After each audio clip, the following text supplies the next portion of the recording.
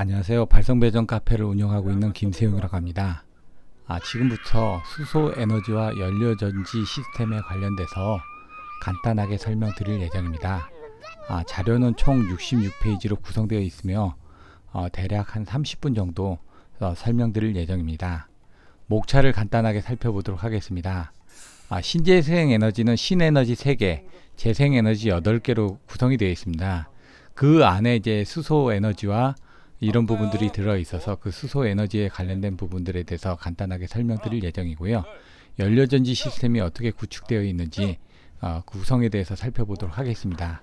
그리고 연료전지의 최근 관련 법규 및 국내 전망, 해외 전망에 대해서 살펴보도록 할 예정이고, 마지막으로 제가 맡았던 연료전지 발전 사업 제안서에 대한 샘플 부분을 요약을 해서 간략하게 설명드리도록 하겠습니다. 사람들은 다 그래요. 최근에 수소 에너지와 연료전지 시스템 구축이라는 교육을 들었었습니다. 그래서 대면 교육으로 진행을 했었는데요.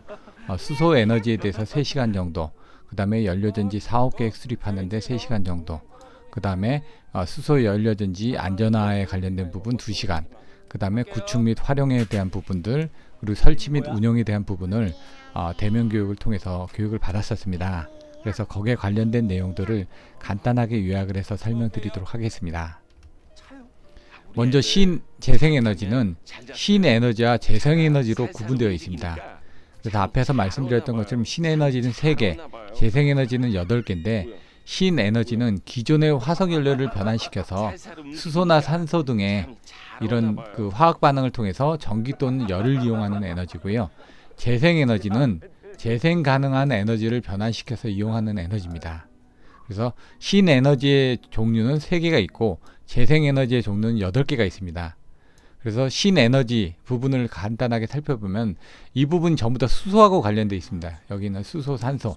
그래서 수소를 직접 이용하는 수소에너지, 수소를 개질을 시켜서 화학적인 에너지를 전기 에너지로 저장을 해가지고 하는 연료전지 부분, 또 수소가스를 이용해서 발전을 하는 석탄 액화가스 발전기 IGCC 같은 이런 부분들이 신에너지로 구성이 되어 있고요. 여러분들이 보통 보시게 되는 태양광, 태양열, 풍력, 수력, 해양, 지열, 바이오, 폐기물 같은 8개 종류들은 재생에너지로 구성되어 있습니다. 그래서 신에너지 3개를 다시 한번 살펴보면 수소를 이용하는 수소에너지, 그리고 수소, 메탄, 에탄올 등의 연료를 산화시켜서 화학에너지를 전기에너지로 변환해서 공급하는 연료전지, 그 다음에 IGCC 같은 부분을 통해서 가스터빈이나 증기터빈을 구동해서 전기를 발생하는 이런 부분들이 신에너지로 구성이 되어 있습니다. 그럼 재생에너지 8개에 대해서 살펴보도록 하겠습니다. 재생에너지는 태양광, 태양열, 풍력, 수력, 해양에너지, 지열, 바이오, 폐기물 등으로 8개로 구성이 되어 있습니다. 이 내용들은 인터넷으로 직접 찾아보실 수도 있고요. 간단하게 지금부터 신에너지하고 재생에너지에 대한 내용을 살펴보도록 하겠습니다. 태양광은 태양의 빛 에너지를 변환시켜서 전기를 생산을 합니다. 그러다 보니까 여러분들이 많이 보시는 이런 태양전지를 이용을 하게끔 되어 있고요. 단결정, 그 다음에 다결정에 따라서 이제 발전량이 좀 틀려지게끔 되어 있습니다. 그래서 우리나라도 이런 태양광 장치들이 많이 설치돼서 신재생 에너지로 많이 구성이 돼서 전원을 공급하고 있고요. 여기서 이제 S&P나 REC를 통해서 이제 발전량 등을 많이 보상을 받고 있습니다. 태양열은 말 그대로 열입니다. 그래서 복사광선을 흡수해서 열 에너지로 이용해 가지고 이런 것들을 지별을 하고 추결을 해서 이용을 하도록 이렇게 제어 장치로 이렇게 구성이 되어 있습니다. 그래서 중요한 건 이 추결조에 열을 구성을 해서 사용하는 게 태양열이 되겠습니다. 바이오 에너지도 마찬가지로 이제 바이오매스를 직접 또는 생화학적 이렇게 통해서 전기나 열 에너지를 형태로 이용하는 겁니다. 결국. 그래서 전기하고 열을 발생시키는 이런 부분이 되다 보니까, 왜냐하면 전기에서 발생시킬 수 있는 열효율이 30-40%, 그리고 보일러에서 발생시킬 수 있는 열효율이 40-50% 정도 되다 보니까 80에서 90% 정도의 열효율을 이루기 위해서 보통 전기하고 열을 같이 활용을 해서 에너지를 사용을 하고 있습니다.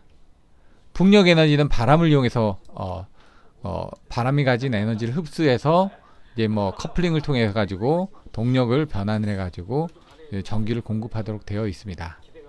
해양 에너지는 조수, 파도, 해류, 온도 차종을 이용하는 부분으로서 전기를 생산하고 있습니다. 수력 발전 부분은 예전에는 10메가 미만을 소수력으로 규정했었는데 지금은 수력 전체를 신재생 에너지로 규정을 하고 있습니다. 수소 에너지는 무한정인 물 또는 유기물질을 변환해 가지고 수소를 생산해서 다시 전기를 발생시키는 부분입니다.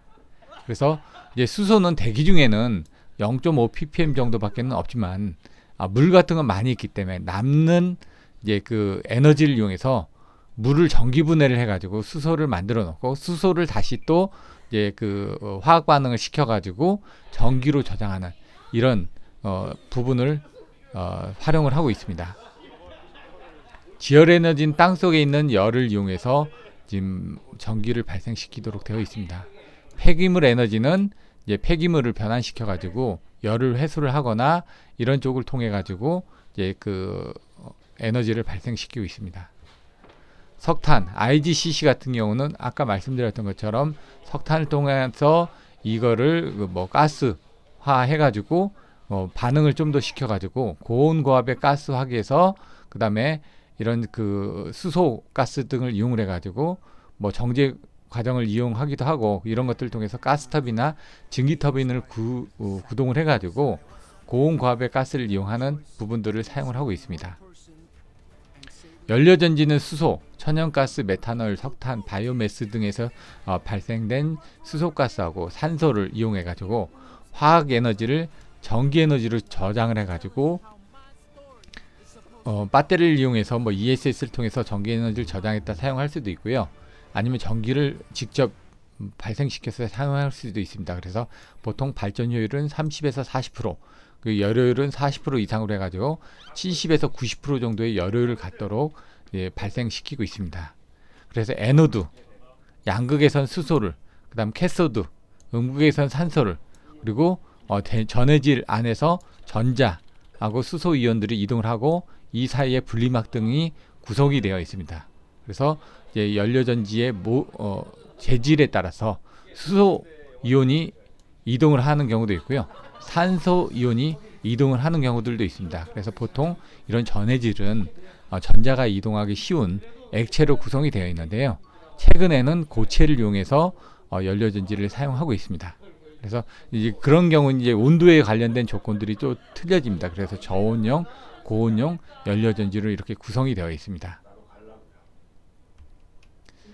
2021년도 2월 5일에 이제 우리나라가 최초로 수소법을 발행을 해가지고 거기에 관련돼서 수소 경제에 대한 선도 국가로 이제 지금 계속 운전을 하고 있습니다.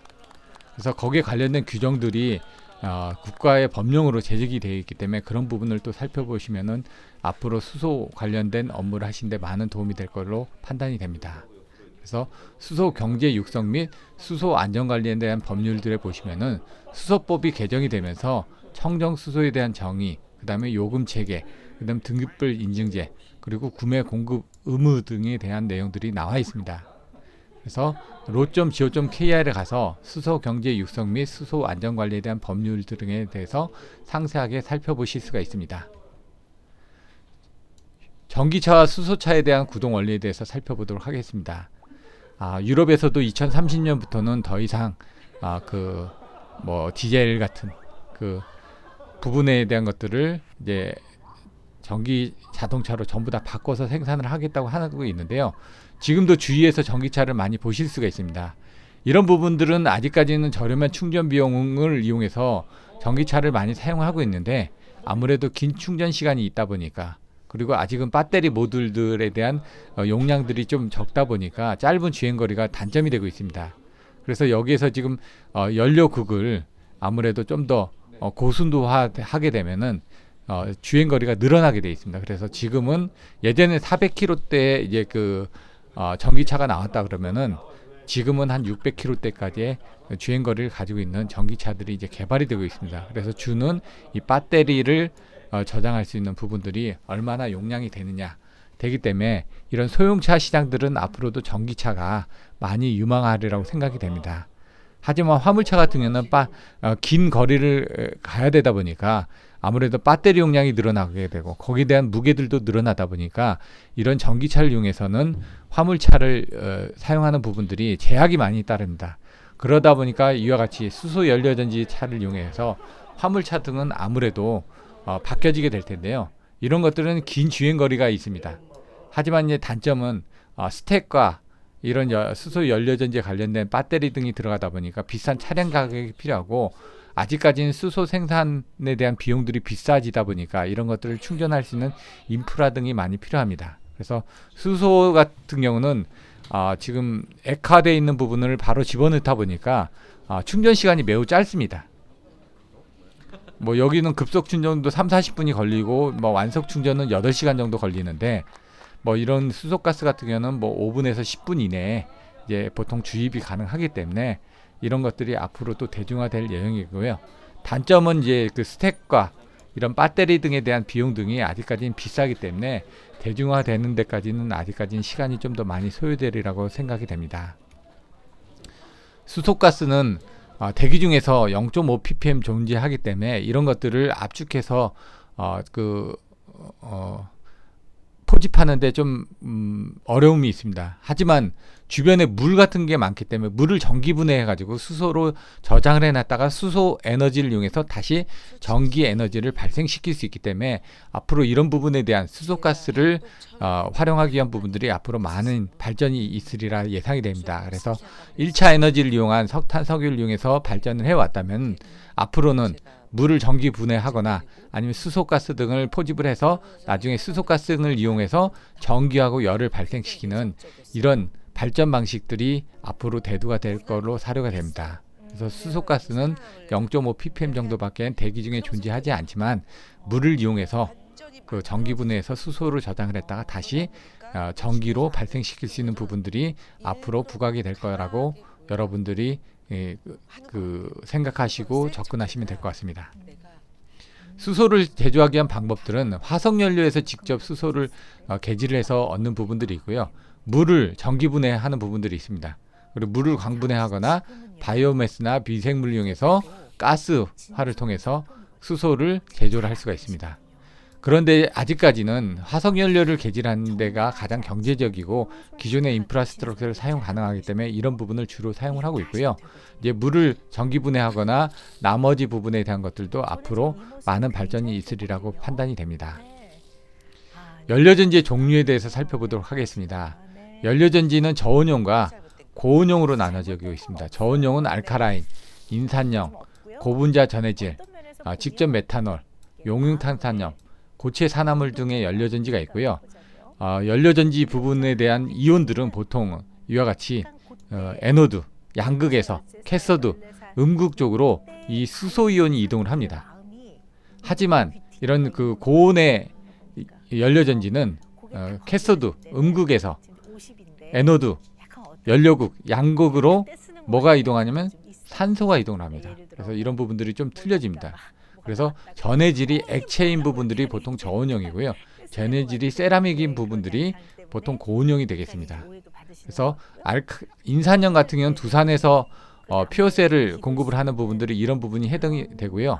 요즘 이제 많은 부각이 있는 것들이 이런 이동용에 많이 사용하는 그리고 가정용에 많이 사용하는 이 PEMFC 타입들이 많이 부각이 될 예정입니다. 그리고 이제 뭐 배터리 같은 경우는 핸드폰 쪽에 들어갔던 배터리 같은 경우는 이런 DMFC 타입들도 많이 사용을 했었고요. 예전에 포스코에서는 이런 MCFC 타입을 통해서 발전 등을 이용을 했었습니다.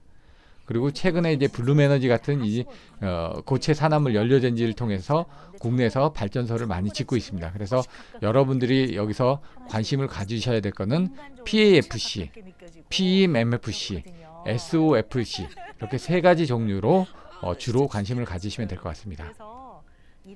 PEMFC는 발전율이 30에서 40% 정도입니다. 그래서 보통 수소를 이용해서 가정용이나 자동차 등의 이런 이동용 부분에 많이 사용을 하고 있습니다. 그리고 PAFC는 인산을 이용을 합니다. 그러다 보니까 이런 백금을 이용해서 발전을 하고 있고, 그다음에 수소가스를 이용을 해가지고 지금 건물용 발전 시스템에 많이 사용하고 있고요. 이런 것들이 두산 인프라 쪽에서 하고 있는 이제 400kW짜리 모듈을 이용해서 보통 발전을 하고 있습니다. 그리고 SFC는 이제 블룸에너지 쪽이고, 이제 고체 산화물 이용하다 보니까 이런 니켈의 용융 온도를 니켈의 함유량을 어떻게 하냐에 따라서 발전량들이 또 틀려집니다. 그래서 대략 한 50% 정도의 발전 효율이 있다고 되어 있고요. 발전 플랜트 쪽에서 많이 대용량으로 사용을 하고 있습니다. 고분자 전해질, 인산형 쪽에 대한 부분하고요, 고체 산화물, 이 두 가지만 비교를 해보도록 하겠습니다. 그래서 에노드, 양극, 그 다음에 연료극, 캐소드, 음극, 공기극이 됩니다. 그래서 에노드 쪽에서 연료들이 뭐가 들어가냐면 수소가스가 들어갑니다. 캐소드 공기극 쪽에는 산소가 들어갑니다. 이 부분은 고체 산화물도 마찬가지입니다. 에너지 쪽으로 수소가, 캐소드 쪽으로 산소가 들어갑니다. 그리고 전해물질, 이게 바로 이런 인산형 같은 경우는 액체가 되겠습니다. 고체 산화물은 이 부분이 고체가 되겠습니다. 그래서 이 사이에 분리막이 있고, 이 분리막 사이를 이제 수소가스가 에노드에도 캐소드로 이렇게 이동을 하게끔 되어 있고요. 그 고체 산화물은 산소가스가 캐소드에서 에노드로 이동을 하도록 되어 있습니다. 이제 이온이 이동하는 거하고 전자가 이동하는 통로는 이제 틀려집니다. 그래서 이런 것들이 이제 두 가지의 차이점이라고 생각하시면 되고요. 아무래도 전자나 이온이 이동하기는 액체가 중요하지만, 액체가 수월하지만, 액체는 아무래도 이제 그 이동을 하는데 한계가 있다 보니까 이런 그 이동용 장치라든가 이제 소형용 것들은 이제 고체 산화물이나 세라믹 등을 이용한 부분으로 발전 등이 이루어지고 있습니다. 그래서 이 수소의 저장과 운송이 어떻게 이루어지는지 살펴보시면요, 수소는 기체, 그리고 액체, 그 다음에 고체 등으로 저장이 되고 운송이 될 수가 있습니다. 기체로 저장할 때는 고압으로 저장을 해야 되다 보니까 압력이 많이 필요합니다. 그래서 보통 700기압 정도의 압력이 필요하고요. 액체 같은 경우는 압력이 적어도 됩니다. 3기압 정도로. 그런데 문제는 이제 액체로 보관을 하려면 온도가 문제가 됩니다. 그래서 온도를 영하 253도로 저장을 해서 이동을 해야 되는 이런 잔점이 필요합니다. 고체 같은 경우는 흡착을 하거나 분리하는 장치가 또 필요합니다. 우리나라 이제 수소가스를 충전할 수 있는 충전소는 대략 한 200군데 정도가 국내에 존재하고 있습니다. 단점은 이런 섬 지방에, 제주도 같은 데는 수소 충전소가 없다 보니까 이제 수소가스를 이용해서 제주도를 가시게 되면은 수소차는 운행을 하기가 힘듭니다. 그래서 아직까지는 국내에서 이런 수소 충전소의 제약 때문에, 그리고 이제 비싼 비용 때문에 수소차가 그렇게 많이 보급이 되어 있지는 않습니다. 수소 연료전지 부분에 대한 것들은 크게 두 가지로 구분이 되어 있습니다. 수소를 추출하는 기술, 그 다음에 연료전지를 활용하는 기술로 나눠져 있습니다. 그래서 가스를 개지를 하거나 액체를 개지를 하는 부분으로 나눠져 있고요. 보통 이동용 등은 PEMFC 같은 타입들을 이용해서 이동용에 많이 사용을 하고 있습니다. 그래서 이런 소형이나 이동용 중에 PEMFC를 많이 사용하고 있고요. 그 다음에 고정용으로 해가지고 사용하는 부분들은 이런 액체형을 이용하는 인산형 PFC나 고체, 세라믹을 이용한 SFC 타입 등을 이용해서 산업계 쪽에서 발전 등을 이용하고 있습니다. 그래서 이 SFC는 고정형이다 보니까 아무래도 포터블 쪽으로도 사용이 가능하게 되어 있습니다. 그리고 이제 수소를 충전할 수 있는 부분들은 크게 세 가지 세대로 나눠져 있습니다. 그래서 1세대 중에서는 수소를 직접 저장을 해서 충전소에서 수소를 충전할 수 있는 부분들이 단독 수소 충전소의 비율로 이루어져 있고요. 지금은 이제 2세대를 이용해 가지고 이제 조금씩 이제 발전이 되고 있습니다. 그래서 수소를, 가스를 이제 그 LNG나 바이오가스 등을 통해서 개지를 해서 수소가스를 이용해서 연료전지를 이용해 가지고 전기하고 열로 발전하는 부분들까지 이 2세대로 지금 이제 발전이 되고 있고요. 그 다음에 재생에너지를 이용해 가지고 수전을 통하거나 아니면은 여기서 발생된 전기를 수소 충전소에서 전기차도 충전할 수 있는 이런 3세대로 이제 개발이 되고 있습니다. 그래서 2세대까지는 지금 이제 파일럿을 해가지고 설치를 해서 지금 운영하고 있고요. 앞으로 이제 3세대까지 계속 개발이 되고 있다라고 알고 있습니다. 연료전지 시스템은 구조하고 장점에 대해서 살펴보도록 하겠습니다. 에노드 쪽, 양극, 캐소드 쪽을 음극이라고 보통 얘기를 하고 있는데 이 부분은 바뀔 수도 있습니다. 그래서 에노드 쪽에서는 연료가 들어가는데 그 연료를 보통 이제 수소가스를 사용하다 보니까 이제 연료전지를 할 때 이제 수소에 대한 부분을 여러분들이 좀 많이 아셔야 되는 거고요. 그 다음에 캐소드 쪽은 공기가 들어갑니다. 그래서 이제 H하고 O가 반응을 해서 여기서 전기가 발생이 되고 열이 발생되고 여기서 부산물로 HO2라는 물이 발생이 됩니다. 거꾸로 물을 전기 분해를 하면은 수소가스하고 산소로 이렇게 분해가 되면서 거기서 전기를 이용을 할 수가 있습니다. 그러니까 전기가 들어가게 되면 수소가 저장이 되고 수소하고 산소를 발생시키면 전기가 발생되고 열이 발생되는 거죠. 그래서 전해질 내에서 이제 수소가스가 이동을 하나 이런 것들이 PFC 타입이고 고체 세라믹 같은 경우는 전해질 내로 산소가스가 이동을 하게끔 이렇게 구성이 되어 있습니다. 그래서 일반적으로 연료전지에선 전기효율이 30-40%, 여유효율이 40-50% 해가지고 보통 총 효율이 70에서 90% 정도의 그 효율을 통한 발전을 할 수가 있습니다. 제가 앞에서 말씀드렸던 연료전지의 종류 중에서 PEMFC 등은 이동용, 가동용 등에 사용이 되고 대략 용량이 한 100kW 정도로 작다 보니까 효율도 좀 작은 부분이 있습니다. 그리고 온도도 저온이 되어 있습니다. 그래서 수소가스를 이용을 하고 있고요. 이제 PFC 두산 연료전지 같은 경우는 액체 인산형을 사용하고 있고요. 건물용 중소사업소 중에 발전을 하기 위해서 400kW 정도의 모듈을 이용하고 40% 정도의 전기 효율을 사용하고 있고 100도에서 250도 정도의 열을 발생시켜서 열병합 운전을 할 수가 있습니다. SOFC 같은 경우는 고체 산화물을 이용하다 보니까 이런 것들이 온도는 한 600도에서 1000도까지 발생이 됩니다. 그러다 보니까 전기 효율도 높고 열효율도 높고 그래서 이런 것들은 좀 더 큰 쪽에서 발전을 이루어지게끔 되고요. 보통 용량은 50kW 단위로 해서 200에서 300kW 정도의 모듈을 이용해서 이것들을 직렬 연결해 가지고 발전하고 있습니다. 그래서 에노드 쪽, 연료극 쪽에서는 수소가 들어가고 캐소드 쪽인 공기극 쪽에서는 산소가 들어가서 이 전해질 내에 수소가스가 이렇게 이동을 하고 산소가스가 이렇게 이동을 하면서 이제 발전을 하게끔 되어 있습니다. PFC 연료전지 시스템에 대해서 간단하게 살펴보도록 하겠습니다.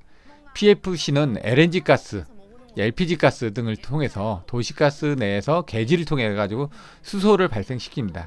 그럼 그 수소를 스택에 집어넣어서 여기서 이제 발전을 통해서 전기를 발생시키고요. 여기서 또 열을 발생시킵니다. 그 열을 저온과 고온을 해서 60도씨 그 다시 또 한 번 또 집어넣어서 120도씨로 해가지고 두 번 열을 데워가지고 열병합 발전을 하게끔 되어 있고요. 그 다음에 거기에 관련된 폐열을 사용하지 않는 경우 바깥에 이제 그 폐열을 회수할 수 있는 공기를 이용해서 또 이제 냉각을 시키게끔 그렇게 되어 있습니다. 그래서 전기를 PCS를 통해서 이제 DC를 AC로 가변을 해서 전기를 발생시키도록 되어 있습니다. 그래서 미케니컬 쪽에 BOP, 밸런스 오브 파워 플랜트 해가지고 부기기들하고 스택이 있고 일렉트릭 쪽에 이제 BOP 등이 이제 구성이 되어 있습니다. 그래서 연료는 보통 LNG를 통해서 수소가스를 계지를 합니다. 그래서 타랑 등을 통한 청정화 또는 CO 부분을 제거를 해서 수소가스를 연료극으로 공급을 하고요. 이제 그 공기 중에 이런 것들을 블로우를 통해서 공기극인 캐소드 쪽으로 집어넣어서 이런 것들이 이 안에서 지금 연료극에서 그 수소가스가 공기극으로 이용을 해가지고 여기서 열이 발생이 되고요. 그 다음에 물도 발생을 하게 되어 있습니다. 그래서 이런 부분을 연료극, 공기극, 전해질 통해서 이제 스택 안에서 전기와 열이 발생되고 거기서 발생된 전기를 이제 일렉트리컬 쪽에서 DCH 저희가 얘기하는 인버터 또는 이제 파워 컨디셔닝 시스템 해가지고 이제 PCS 통해서 AC를 이제 그 한전축에 그 분산형 전원에 연결해서 발전을 하도록 이렇게 구성이 되어 있습니다. 내추럴 가스 이런 LNG 가스가 이제 퓨엘 공급 쪽에서 ILS나 이런 계지기를 통해서 타랑을 뭐 전에 시킬 수도 있고 후에 시킬 수도 있고 해서 발생된 수소를 애너드 쪽 연료국 쪽에 집어넣고요. 바깥에서 뭐 발생된 공기 등을 이제 캐서드 쪽으로 직접 공기를 들어와 가지고 여기서 이제 발생을 해서 이런 것들 열을 복수를 해 가지고 콘덴서 통해서 열을 제어하게끔 되어 있습니다. 그래서 열을 저압으로 한번 또 한 번 열을 들어가서 고압으로 한번 해가지고 이런 부분들을 열을 공급을 하고 있고요.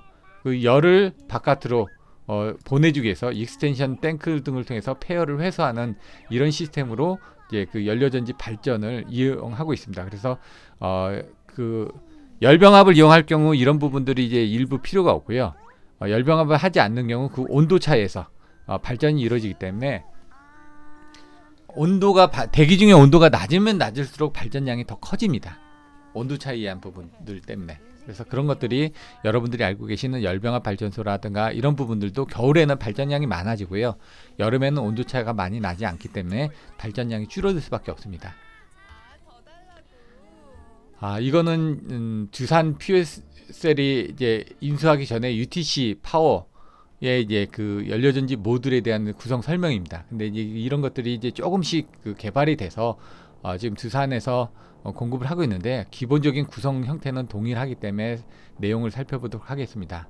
연료를 공급하기 위한 부분에서 이제 ILS라는 부분, 리포머라는 계지기를 통해서 이 안에서 계질도 하고 그 다음에 CO2 제거를 하기도 하고 타랑도 제거를 합니다. 그래서 주기적인 부분으로 이런 ILS를 LTSA 어그리먼트에서 롱타임 서비스 어그리먼트에 의해 가지고 이런 계질기를 교체를 하기도 합니다. 그러면 이 계질된 수소가스가 이 스택에 들어가게 됩니다.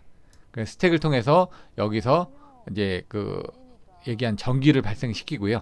여기서 발생된 열을 서멀 매니지먼트 시스템이나 워터 트리트먼트 시스템에서 열을 이제 공급을 하게끔 되어 있고요. 여기서 발생된 전기가 일렉트리컬 시스템 모드를 통해서 바깥에 그 한전선로를 통해서 분산형 전원으로 공급하도록 되어 있습니다. 각각의 구성 설비에 대해서 간략하게 살펴보도록 하겠습니다. 연료전지 부분에 대한 LNG 가스를 타랑을 시키고 개질을 시키고 시열을 제거해서 이 수소가스를 직접적으로 활용하는 부분들이 사용이 되고 있고요. 여기는 타랑 공정, 개질 공정, CO 제거 공정, 고순도의 수소를 제거하기 위한 공정 등으로 나눠져 있습니다. 그래서 개질이 이제 3개 정도로 이제 구성이 되어 있는데요. 최근에는 이런 그 국내 한국 가스공사에서 보시면은 이런 수소가스를 개질하는 시스템 등을 수소 저장하고 있는 곳에다가 설치를 해가지고 앞으로는 고순도의 수소들을 직접 공급을 하도록 지금 설비들을 설계하고 이제 설치를 하고 있는 상태입니다. PFC 연료전지의 계질부입니다. 그래서 보시면은 연료전지 부분에 대한 수소가스가 들어오고요. 그 공기가 들어옵니다. 그러면은 여기 에너지 쪽에 수소가스가 들어오고요.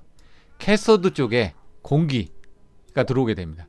그러면은 연료극과 공기극이 반응을 해서 이렇게 이루어져야 되는데 이때 이제 계질기 쪽에서 보시면은 계질기 쪽에서는 버널 투용해서 어느 정도의 온도를 맞춰줘야지만 이런 화학 반응 등이 제대로 이루어지게 되어 있습니다. 그래서 이런 부분들을 리포밍을 하기 위한 부분, 계질기 안에 구성이 이렇게 되어 있다는 걸 간략하게 설명드리고 있습니다. 그러면은 LNG를 통해서 들어온 부분들이 이렇게 뭐 타랑을 하고 리포머에서 계질이 되고 여기서 수소가스가 발생이 돼서 이 수소가스가 직접적으로 에노드로 들어가게 되고 그 다음에 공기가 캐서드 쪽으로 들어와서 이런 것들이 반응을 해가지고 나가게끔 돼 있고요. 여기서 이제 그 온도를 제어하기 위해서 폐열을 회수하거나 하는 부분들이 이렇게 돼 있다는 얘기입니다. 그리고 여기에 이제 번호가 달려 있어서 이 번호에서 이제 온도를 올려야지만 이 계질이 제대로 이루어지고 있다라는 걸 개략적으로 보실 수가 있습니다. 그래서 여기 보시면 LNG가 들어오는 부분, 그 다음에 질소가스를 통해서 들어오는 부분들, 그 다음에 온도를 로그레이드하고 하이그레이드로 이제 하는 부분들, 그 다음에 이쪽으로 있어 전기가 이제 발생돼서 나가는 부분들, 이런 공정들이 간단하게 되어 있고요. 그 다음에 ACM 모드를 통해서 쿨링 모드들이 여기서 연결이 돼가지고 외부에서 쿨링을 시켜주는 이런 P&I들을 보실 수가 있습니다. 그래서 롱타임 서비스 어그리먼트 계약에 따라서 주기적으로 이런 IS를 교체하고 있습니다. 그래서 이소메트릭 3차원 구조로 보시게 되면 이 안에 계질기가 있고요. 이 안에 탈환기가 있고 이 안에 CO 제거기가 있습니다. 그래서 이런 부분들은 두산에서 직접 와가지고 주기적으로 뭐 2년에서 4년 사이에 이런 것들을 자기네들이 그 1년 동안에 운영하기 위한 부분이 뭐 90% 이상을 발전을 할 수 있도록 이런 것들을 제대로 된 효율이 나올 수 있도록 롱타임 서비스 어그리먼트에 따라서 이런 것들을 무료로 교체를 해주고 있습니다. 물론 이제 서비스 비용들을 여러분들이 지불을 하고 있기 때문에 그 비용 안에 이런 것들을 교체하는 비용들이 다 들어가 있습니다. 그 TMS라고 해서 연료를 관리하기 위한 시스템입니다. 그래서 연료전지 발전기 내부에서 발생되는 열을 냉각하거나 스팀을 생산을 해가지고 가동이 최적화될 수 있도록 그 내부의 열을 관리하는 시스템 등이 이렇게 구성이 되어 있습니다. 그 다음에 WTS 해가지고 고순도 순소를 스택에 공급하는 부분, 그 다음에 콘덴서를 통해서 이제 그 냉각계 통해서 그 제어를 하기 위한 부분들이 있습니다. 그래서 물을 공급을 해주는 부분들이 있고 그런 부분들이 이제 여러분들이 내용들을 보실 수가 있습니다. 그래서 대략적으로 한 10시간 정도 물을 공급할 수 있는 시스템이 내부에 구성이 되어 있다라고 보시면 됩니다. 그 다음에 공기를 불어넣어주는 부분, 그래서 연료를 개지를 할 때 공기를 공급해주는 부분하고 그 다음에 이 펌프를 통해 가지고 또 ACM 에어쿨링 쪽에 대한 것들을 추가적으로 관리를 할 수가 있습니다. 그래서 더멀을 매니지먼트하거나 워터를 트리트먼트하기 위한 시스템을 이렇게 블로 모델을 통해서 이렇게 공급을 하고 있습니다. 그래서 이런 것들은 연료전지 상부에 연결이 되어 있고요. 이것들이 외부에 에어쿨링 모듈이라든가 아니면 물이 공급되는 이런 쪽에 대한 배관들하고 같이 연결이 되어 있습니다. ACM은 내부의 폐열을 대기 중으로 방열하기 위한 부분입니다. 그래서 열병합을 사용하지 않는 경우, 그래서 왜냐하면 발전소 같은 경우는 RPS에 의해서 신재생 에너지의 발전량 부분을 지금 자기 발전량의 몇 프로 이상을 계속 대체를 해 가야 되기 때문에 그런 경우에서는 발전에 대한 열이 필요하지가 않습니다. 그래서 제가 말씀드렸던 것처럼 연료의 낙차에 따라서 차이에 따라서 발전량이 더 커지기 때문에 이런 쿨링 모드를 통해 가지고 지금 폐열을 회수를 하도록 되어 있습니다. 그래서 여러분들이 알고 계시는 이런 발전소에 설치되어 있는 연료전지는 이와 같이 ACM 모듈이 외부에 달려 있고요. 그 ACM을 통해서 이제 외부에 냉각을 하다 보니까 익스펜션 탱크 같은 경우들이 이제 주기적으로 교체가 또 필요한 경우들이 있습니다. 스택입니다. 그래서 스택은 100kW짜리 4개를 직렬 연결해서 400kW 정도의 발전을 내도록 이렇게 구성이 되어 있습니다. 하지만 한 몸체에 이 스택이 있다 보니까 스택을 교체하려면 여기는 한번 정전을 해서 스택을 드러내고 운전을 해야 되고요. 초기에 이제 쿨링 상태에서 발전을 하려면 얘는 한 8시간 정도가 돼야지만 발전이 이루어집니다. 그래서 어느 정도의 온도를 올려주기 위해서 대략 한 650도 정도까지 버너를 이용해 가지고 발전이 이루어지기 위한 최적의 온도를 만든다면 그때부터 전격 출력이 나오게끔 되어 있습니다. 그래서 여기서는 대략적으로 한 10년 동안 설비의 수명을 보증을 한다라고 지금 나와 있습니다.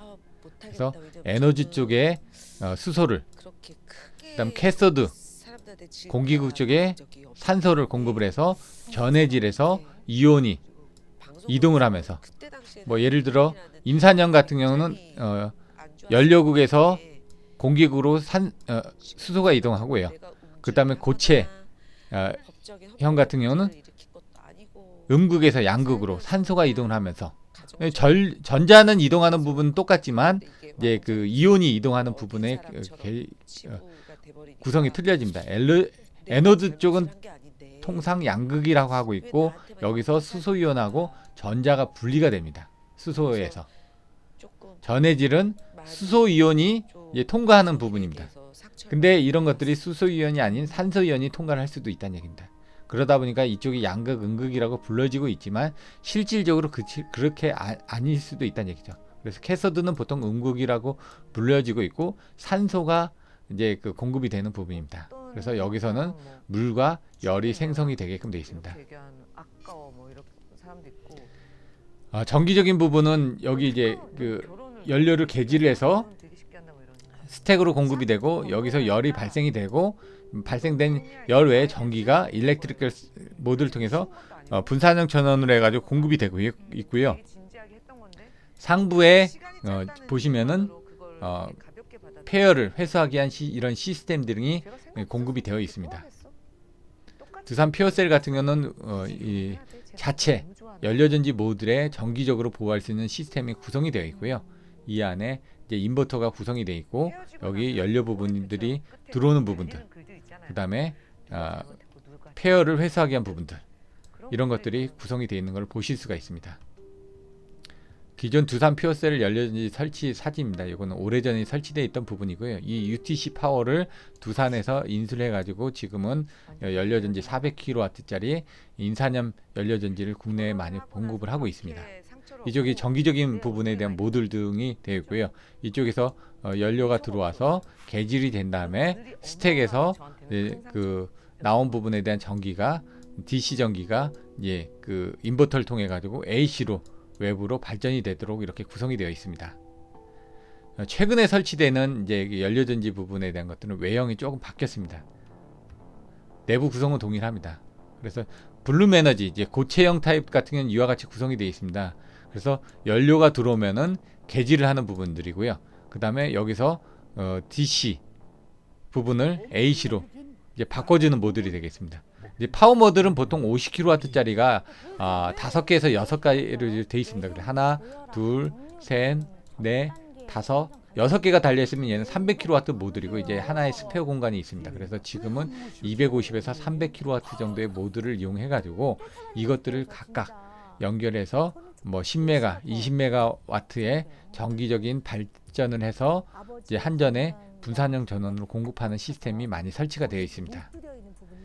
여기 보시면 이쪽이 연료가 들어오는 부분, 그 다음에 이쪽이 AC 모듈, 그 다음에 여기 50, 50, 50, 50, 50, 50에서 6개 300kW가 모듈이 달려 있고요. 그러면 여기 300, 300, 300, 300이니까 이것만 1.2네요. 그 1.2메가짜리 두 개니까 2.4. 그 다음에 3.6, 4.8 이런 식으로 해가지고 용량들이 계속 늘어나서 10메가와트 이상의 발전을 할 수 있도록 연료전지가 구성이 되어 있습니다.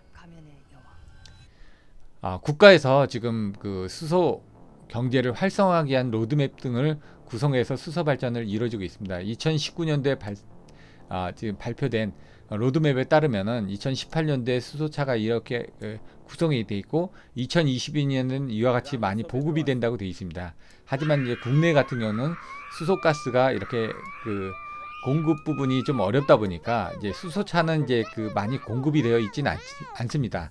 하지만 연료전지를 통한 이제 발전용 부분에 대해서는 많은 부분이 공급이 되어 있고요. 이런 단가 등은 지금 아직 좀 비싼 부분이 있습니다.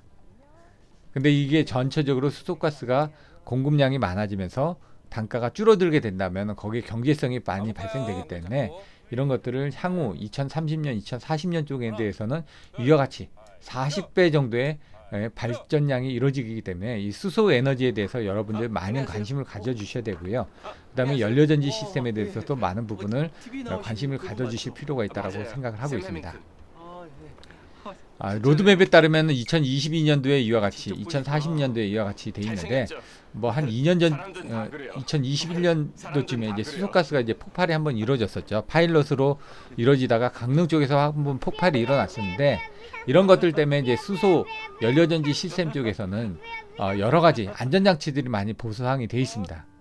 그래서 이런 것들을 좀 안심하게 사용할 수 있도록 되어 있다라고 여러분들이 판단하셔도 문제는 없을 것 같습니다. 그리고 최근 알리백에 의해서 리뉴에이블 에너지를 통해서 100% 전기를 사용하겠다. 이제 그 온실효과에 의한 부분들이 있다 보니까 이런 그 이산화탄소 온실가스 등을 저감하기 위한 부분들에 대해서 전 세계의 이런 대기업들이 다 지금 참여를 하고 있습니다. 그래서 이제 알리백을 이용한 부분 때문에 이런 신재생 에너지를 많이 사용하고 있는데요. 그때 이제 수소가스가 많은 부분들을 또 할애할 수가 있습니다. 그래서 2025년까지 이제 연료전지 시장은 대략적으로 세계 시장 규모는 지금 2023년 기준은 58조 정도가 된다고 합니다. 근데 2025년에 126조. 이와 같이 급격하게 수소가스에 대한 수소 에너지에 대한 시장 등이 커지고 연료전지에 대한 시장도 커질 거란 얘기입니다. 하지만 그 중에 발전용에 관련된 것들은 대략적으로 33% 정도로 신재생 에너지에 대한 부분들을 많이 할애를 하고 있다고 나와 있습니다. 이 얘기는 이제 그 나머지 재생에너지는 아무래도 활용할 수 있는 에너지가 무한하긴 하지만 그 이용률에 한계가 있습니다. 햇빛이 없다든가 바람이 없다든가 이런 부분들 때문에 발전량이 제약이 있습니다. 하지만 이 수소만 제대로 공급이 된다면은 이제 그 연료전지는 24시간 1년 365일 이게 발전이 가능하기 때문에 이런 부분을 무한한 에너지로 사용할 수 있고 거기서 남는 에너지를 물을 전기분해해 가지고 다시 수소가스로 저장을 했다가 다시 전기를 발생할 수 있는 그런 부분들 때문에 이런 수소가스하고 연료전지에 대한 부분들에 대해서 많은 관심이 필요하다라고 안내 드릴 수가 있습니다. 국내에도 많은 부분들의 연료전지 부분들이 확대가 되고 있습니다.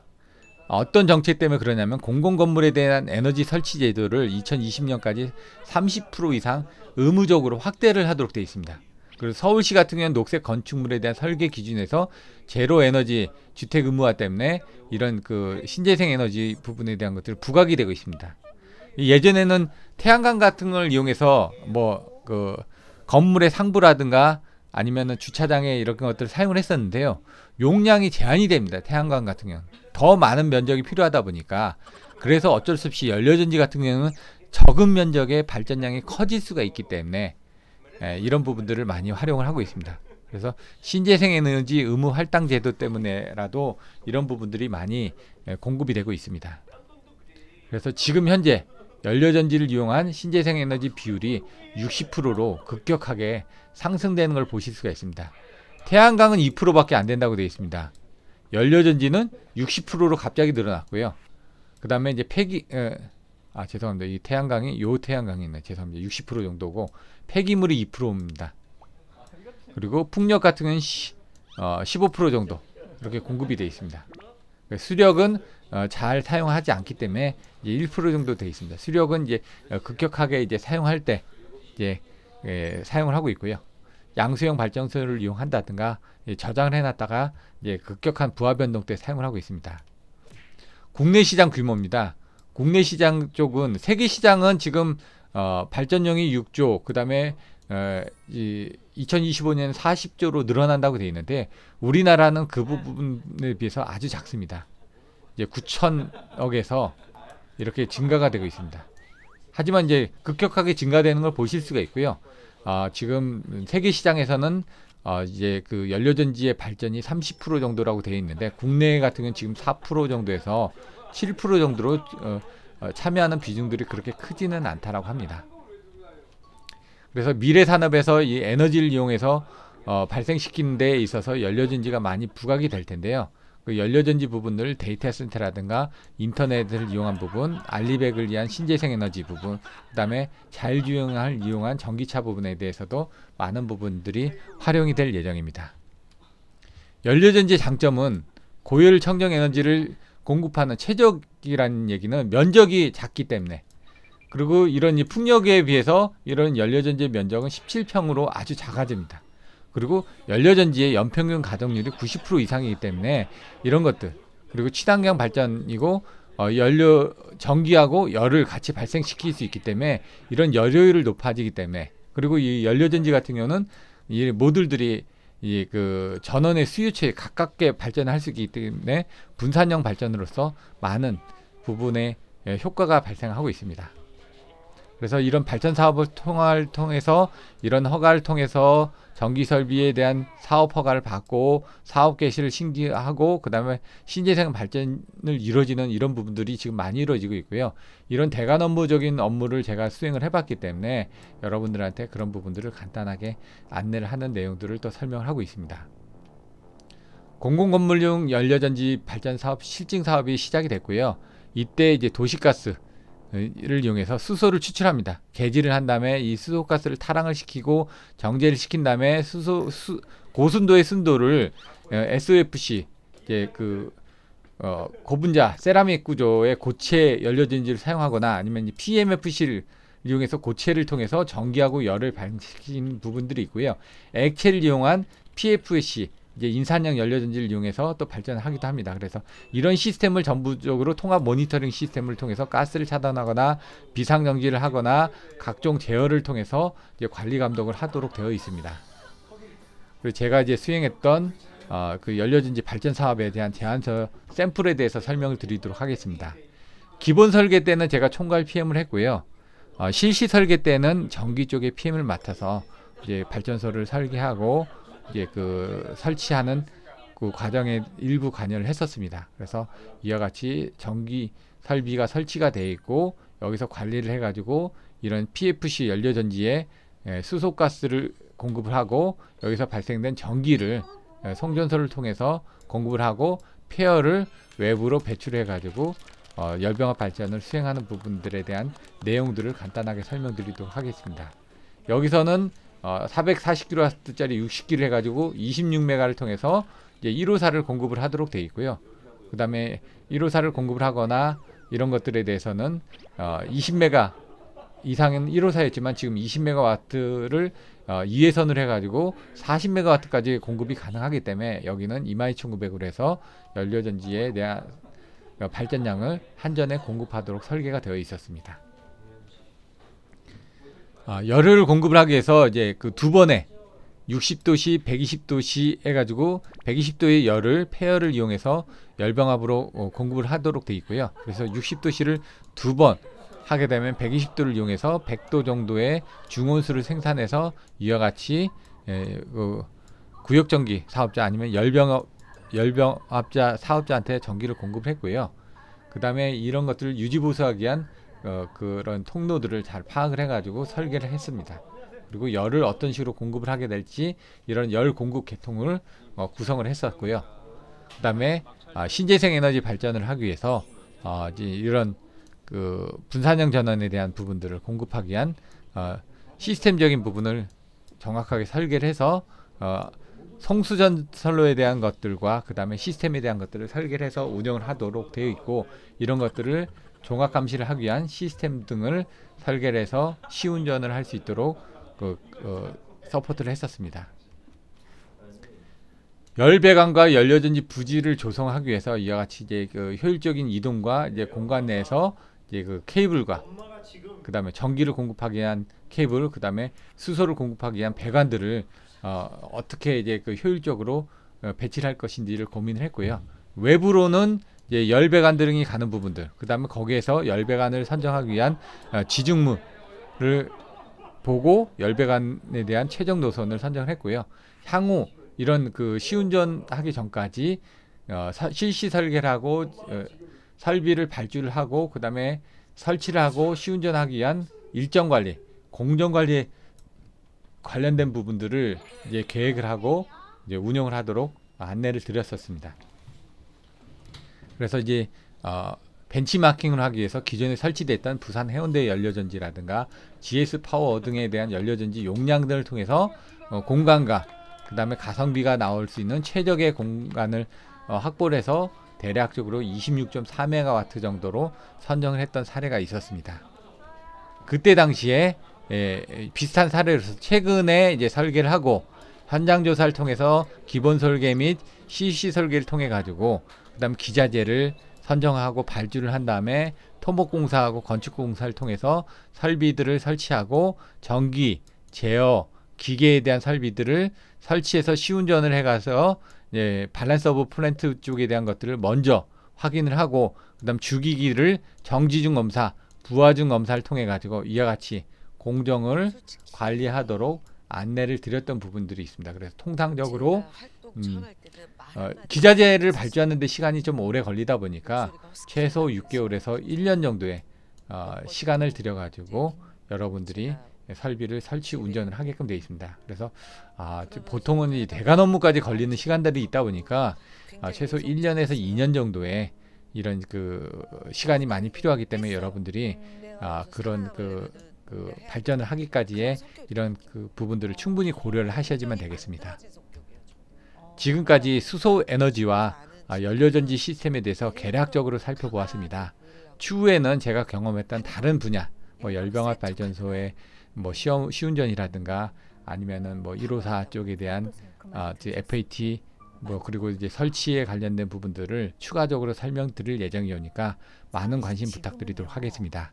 감사합니다. 바로